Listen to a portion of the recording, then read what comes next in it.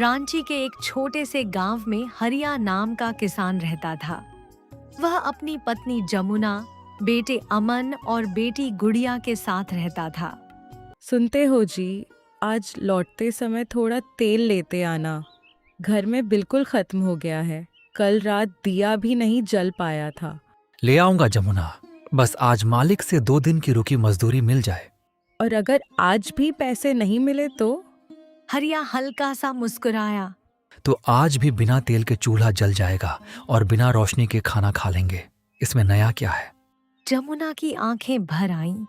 आप हर बात को हंसी में क्यों उड़ा देते हैं? क्योंकि अगर मैं भी हर दुख को दिल में रखकर बैठ जाऊं तो इस घर में हंसी कौन लाएगा? जमुना कुछ नहीं बोली। हरिया ने साइकिल उठाई और बाहर निकल गया। घर के अंदर अमन अपनी पुरानी कमीज पहन रहा था। तभी गुड़िया दौड़ती हुई उसके पास आई। भैया, आज भाभी आ रही है ना? हाँ, आज रिया आएगी। सच? मैंने सुना है भाभी शहर में पली बड़ी हैं। उन्हें कंप्यूटर चलाना आता है और अंग्रेजी भी बोलती हैं। हाँ, लेकिन तू उनसे डरना मत, वो बहुत अच्छी हैं। दूर खड़ी जमुना दोनों की बातें सुन रही थी। उसके चेहरे पर खुशी भी थी और एक अनजाना डर भी। जमुना के मन में बस एक सवाल था। हे भगवान, क्या रिया इस घर को अपना पाएगी? शाम ढलने लगी थी। अमन अपनी पत्नी रिया को लेकर घर पहुंचा। रिया ने साधारण सलवार कुर्ता पहन रखा था। हाथ में एक छोटा सा बैग था और चेहरे पर शांत मुस्कान। माँ जी, आशीर्वाद दीजिए। खुश रहो बेटी, भगवान तुम्हें हमेशा सुखी रखे। रिया ने घर के चारों तरफ देखा। मिट्टी की दीवारें, टूटी हुई चारपाई, पुराने बर्तन और छत से लटकती एक पुरानी लालटेन। माँ जी, मेरा कमरा कौन सा है? बेटी, यही छोटा वाला कमरा है। बहुत अच्छा तो नहीं है। मैं सोच रही थी कि धीरे धीरे इसे ठीक करवा देंगे। रिया कमरे में गई। रिया ने अपना बैग नीचे रखा और मुस्कुराते हुए बाहर आई। माँ जी, कमरा छोटा जरूर है, लेकिन अपना है। इससे ज्यादा मुझे क्या चाहिए? जमुना की आंखें चमक उठीं। अमन ने राहत की सांस ली। तुम सच में नाराज नहीं हो? अमन, मैंने तुमसे शादी घर देखकर नहीं की थी। मैंने तुम्हारे दिल को देखकर की थी। घर आज छोटा है, कल बड़ा भी हो सकता है, लेकिन अगर इंसान का दिल छोटा हो जाए तो घर कितना भी बड़ा क्यों ना हो, उसमें रहने की जगह नहीं बचती। अमन की आंखें नम हो गईं। भाभी सच में बहुत अच्छी हैं। अगली सुबह रिया सूरज निकलने से पहले उठ गई। जमुना आंगन में झाड़ू लगा रही थी। रिया ने उसके हाथ से झाड़ू ले ली। अरे बहू, रहने दे, अभी तू नई नई आई है। माँ जी, नई हूँ इसलिए काम नहीं करूँगी क्या? जमुना हंस पड़ी। दोनों साथ मिलकर आंगन साफ करने लगी। तभी पड़ोस की चंदा वहां आ गई। चंदा ने रिया को ऊपर से नीचे तक देखा। अरे जमुना, क्या यही है तेरी शहर वाली बहू? हाँ चंदा, यही मेरी बहू रिया है। सुना है बड़ी पढ़ी लिखी है। मोबाइल, कंप्यूटर, अंग्रेजी सब आता है? थोड़ा बहुत आता है चाची। बस बेटी, हमारे गांव में इतनी पढ़ाई का क्या काम? यहाँ तो रोटी बनाओ, घर संभालो और पति की सेवा करो। रिया ने बिना बुरा माने जवाब दिया। चाची, घर संभालना भी बहुत बड़ा काम है, लेकिन अगर पढ़ाई का इस्तेमाल करके घर की हालत थोड़ी बेहतर हो सके तो उसे भी काम में लेना चाहिए ना? चंदा कुछ पल चुप रही। बात तो सही कह रही हो। लेकिन गांव की हर जुबान रिया के लिए इतनी नरम नहीं थी। दोपहर में कुएं के पास कुछ महिलाएं बातें कर रही थीं। नई बहू को देखो, मोबाइल हाथ से नीचे ही नहीं रखती। शहर की लड़की है, पता नहीं हमारे गांव के तौर तरीके अपनाएगी भी या नहीं। रिया ने उनकी बातें सुन ली, लेकिन वह रुकी नहीं। घर पहुंचकर वह जमुना के पास बैठ गई। बेटी, गांव की औरतों की बातों का बुरा मत मानना। माँ जी, लोग तब तक बात करते हैं जब तक उन्हें हमारा सच पता नहीं होता। मैं किसी को जवाब देने नहीं आई हूँ। मैं तो बस इस घर को अपना बनाने आई हूँ। तू बहू बनकर आई है बेटी, लेकिन मुझे लगता है भगवान ने तुझे बेटी बनाकर भेजा है। रिया की आंखें नम हो गईं।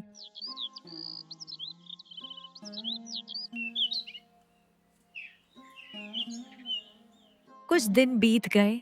अब घर की असली परेशानियां धीरे धीरे रिया के सामने आने लगीं।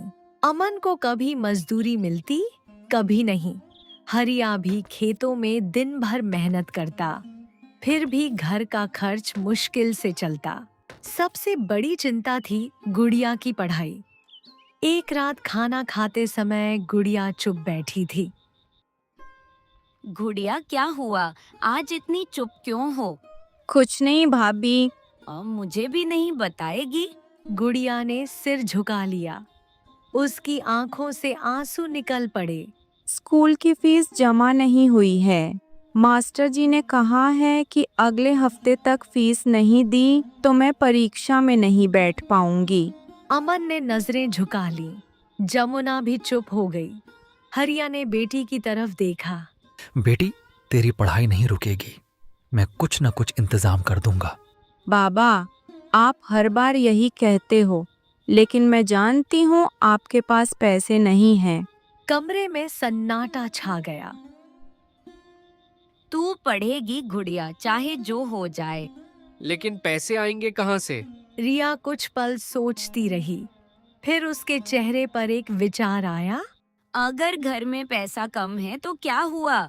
हमारे पास हाथ है, हुनर है और मेहनत करने की ताकत है। क्या सोच रही है बहू? माँ जी की चाय बहुत अच्छी है। गांव में किसान, मजदूर, स्कूल के मास्टर सब सुबह चाय पीने जाते हैं। क्यों न घर के बाहर छोटी सी चाय की टपरी शुरू करें? लेकिन टपरी के लिए भी तो पैसे चाहिए। दुकान नहीं खोलनी, शुरुआत छोटी होगी। घर के बाहर पुराना तख्ता है, बर्तन है, चूल्हा है। बस थोड़ी मेहनत और हिम्मत चाहिए। हरिया थोड़ा झिझका। लोग क्या कहेंगे? बहू दुकान पर बैठेगी। रिया ने शांत लेकिन मजबूत आवाज में कहा। बाबा, लोग हमारे घर का चूल्हा नहीं जलाते, इसलिए उनकी बातों से हमारा चूल्हा भी नहीं जल सकता। हरिया ने पहली बार रिया को बहू की नजर से नहीं, एक समझदार बेटी की नजर से देखा।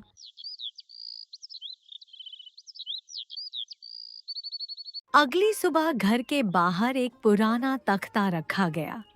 रिया ने उस पर साफ कपड़ा बिछाया। जमुना ने चूल्हा जलाया। अमन दूध और बिस्कुट लेने बाजार गया। कुछ देर बाद पहला ग्राहक आया। वह गांव का बूढ़ा किसान था। उसने चाय पी और मुस्कुराकर पूछा, बेटी कितने पैसे हुए? 10 रुपए काका। किसान ने अपनी जेब टटोली। उसके पास केवल 5 रुपए थे। बहू, बाकी 5 रुपए शाम को दे दूंगा। आज जेब में बस इतने ही हैं। काका, बाकी 5 रुपए तब देना जब आपकी फसल बिक जाए। अभी आराम से चाय पीजिए। बेटी, चाय तो बहुत जगह पी है, लेकिन ऐसी चाय पहली बार मिली है जिसमें चीनी से ज्यादा अपनापन है। उस दिन कमाई बहुत ज्यादा नहीं हुई, लेकिन घर में एक नई उम्मीद आई थी। धीरे धीरे टपरी चलने लगी। सुबह किसान आने लगे, मजदूर रुकने लगे, स्कूल के शिक्षक भी चाय पीने लगे। हरिया शाम को ग्राहकों के साथ बैठकर गांव की बातें करता। इसी गांव में श्यामलाल नाम का एक साहूकार था। उसकी पक्की हवेली थी और बड़ी दुकान भी थी। गांव में किसी को पैसों की जरूरत होती तो वह श्यामलाल के पास जाता था। एक दिन वह रिया की टपरी के सामने रुका। श्यामलाल ने रिया की तरफ देखकर ताना मारा। बहू, शहर से पढ़कर आई हो और अब चाय बेच रही हो। रिया ने मुस्कुराकर जवाब दिया। काम छोटा या बड़ा नहीं होता चाचा जी, नीयत छोटी या बड़ी होती है। श्यामलाल का चेहरा बदल गया। बहुत बोलने लगी हो। मैं किसी का अपमान नहीं कर रही, बस अपने काम का सम्मान कर रही हूँ। श्यामलाल बिना कुछ बोले वहां से चला गया, लेकिन उसके मन में रिया की बात चुभ गई थी।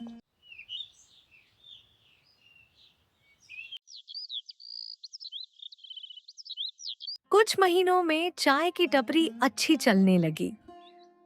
कमाई बहुत ज्यादा नहीं थी, लेकिन इतनी जरूर थी कि घर में राशन की चिंता कम हो गई।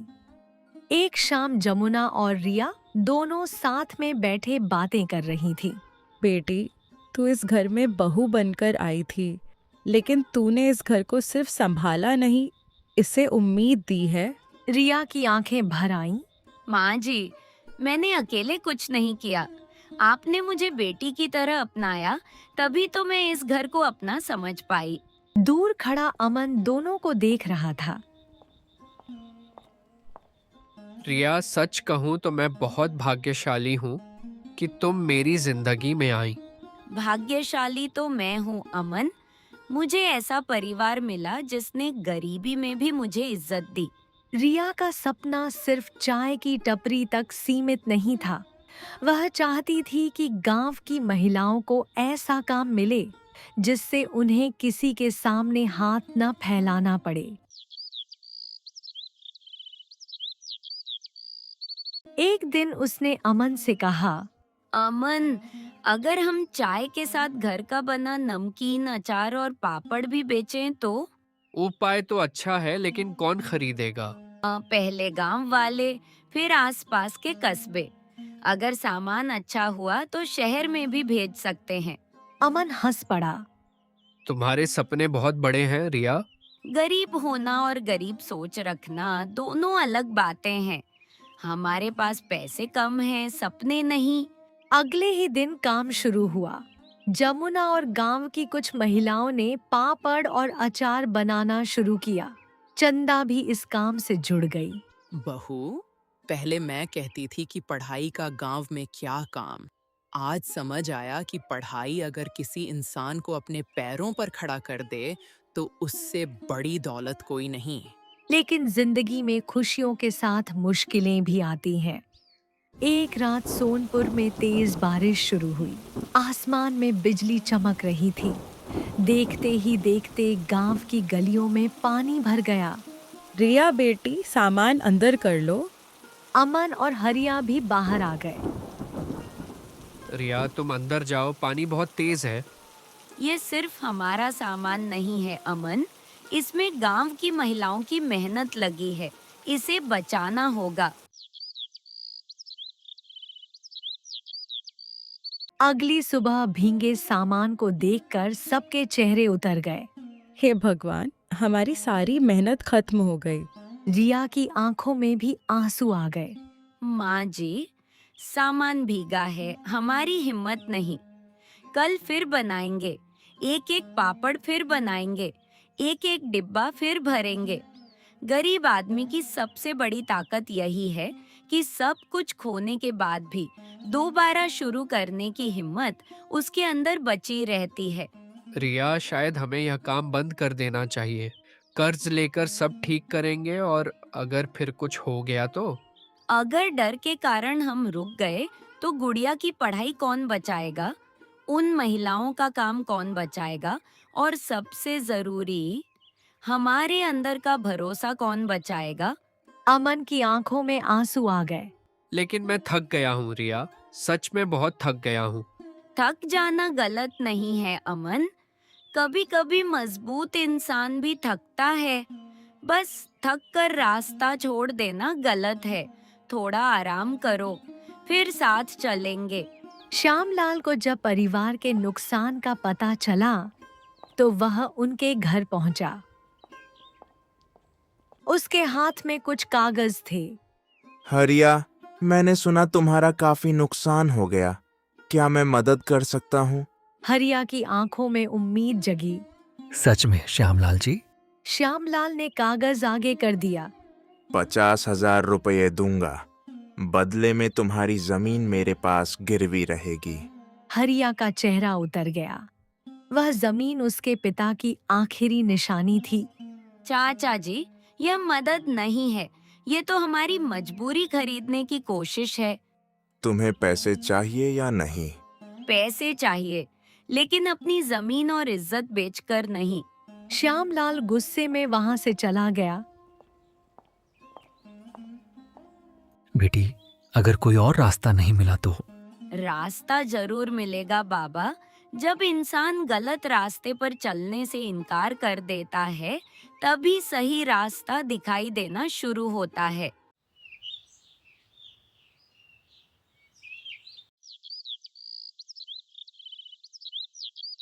अगली सुबह मास्टर दीनानाथ चाय की टपरी पर आए। उन्होंने पूरी बात सुनी। रिया बेटी, तुमने गांव की महिलाओं को एक साथ जोड़ा है। क्यों ना हम इन महिलाओं का एक समूह बनाएं? हर महिला अपनी क्षमता के अनुसार थोड़ा थोड़ा योगदान दे। पंचायत से सहायता मांगी जाए और छोटे कारोबार के लिए बैंक से मिलने वाली योजनाओं की जानकारी ली जाए। मास्टर जी, अगर ऐसा हो जाए तो सिर्फ हमारा घर नहीं, गांव के कई घर बदल सकते हैं। मास्टर जी मुस्कुराए। यही तो तुम्हारी सबसे बड़ी खूबी है। बाकी लोग मुसीबत में सिर्फ अपने घर के बारे में सोचते हैं, तुम दूसरों के घरों की चिंता भी करती हो। कुछ ही दिनों में महिलाओं का एक समूह बन गया। टपरी फिर खड़ी हुई, इस बार पहले से ज्यादा मजबूत। एक दिन गांव में खबर आई कि जिले के अधिकारी महिलाओं के काम का निरीक्षण करने आने वाले हैं। माँ जी, अगर उन्हें हमारा काम पसंद नहीं आया तो? बेटी, जिसने मिट्टी के घर से उम्मीद खड़ी कर दी, वह किसी अधिकारी के सामने क्यों डरेगी? रिया के चेहरे पर मुस्कान आ गई।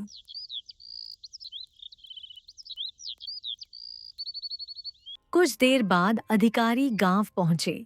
उन्होंने महिलाओं का काम देखा। पापड़, अचार, नमकीन और चाय का छोटा कारोबार देखा। ये काम किसने शुरू कराया? सर, शुरुआत मैंने की थी, लेकिन यह काम सिर्फ मेरा नहीं है। इन सभी महिलाओं की मेहनत इसमें शामिल है। आपकी सबसे बड़ी उपलब्धि क्या है? पहले हमारे गांव की गरीब औरतों को जरूरत पड़ने पर किसी के आगे हाथ फैलाना पड़ता था। आज वे अपने हाथों से कमाकर अपने घर चलाती हैं। मेरे लिए इससे बड़ी उपलब्धि कोई नहीं है। अधिकारी उसके जवाब से प्रभावित हुए। उन्होंने समूह को प्रशिक्षण और बाजार से जोड़ने का आश्वासन दिया।